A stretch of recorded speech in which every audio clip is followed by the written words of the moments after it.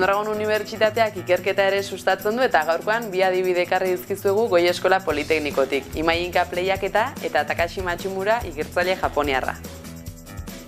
Informatika ingeniaritzako 3 ikaslerekin izan gara eta Imai Inkap lehiaketa famatuan parte hartu eta finalera iritsi dira.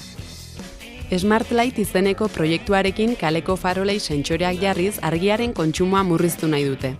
Bueno, proiektuan helburua da, azkenian energia aurreztea. Argia minimo batera dago eta norbait pasatzen bada, piztu egiten da intentsitate maximoa. Ideia hau izatez ja existitzen da, edifizioetan eta badago, baina klar, gauza da igual edifizio pribatu baten eta beste da ja kalien dela publikoa, ez? Eta horren ez dakit, horrek bidau segurtasun minimo bat, ez, izatientzako. 500 proiektu inguru aurkeztu dira Microsoftek antolatutako lehiaketara, eta orain arteko probak gaindituz, finalera iritsi dira Arrasateko ikasleak. Berez da 3 fase, eta lehengo fasean basan bakarrik aurkeztea ideia, bigarren fasean ja, izan egin behar genuen prototipoa.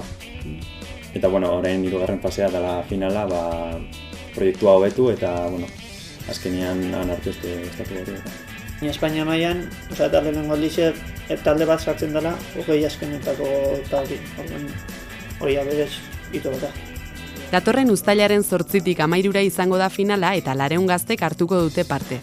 Irabazteko esperantze bakaztu edo? Ere apurra zaila, ez? Han dazen proiektuen nivela kristonekoa da, eta kompetentzia izugarri izango da, baina, esperantza minimoa dauko, ez? Azkenean finalista bat gehiago gare, eta irabazteko aukera berdina dauko. Zorionak, Takashi Machimura doktorea beiraren inguruko ikerketa egitera etorri da eta 6 hilabete igaroko ditu Arrasaten. Mainly we do an experiment of the glass milling, and actually the glass milling is very hot topic in manufacturing field because brittle materials.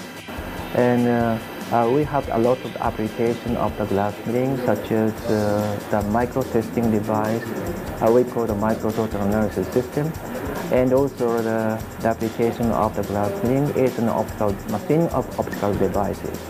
And the glass milling, so this is our research. 6 hilabeteko egonaldian Euskal Herriko jendea eta kultura ezagutzeko aukera ere izaten ari da. I don't speak the Basque and I don't speak Spanish so much. So, and usually I speak in English, but they try to speak English and we communicate each other.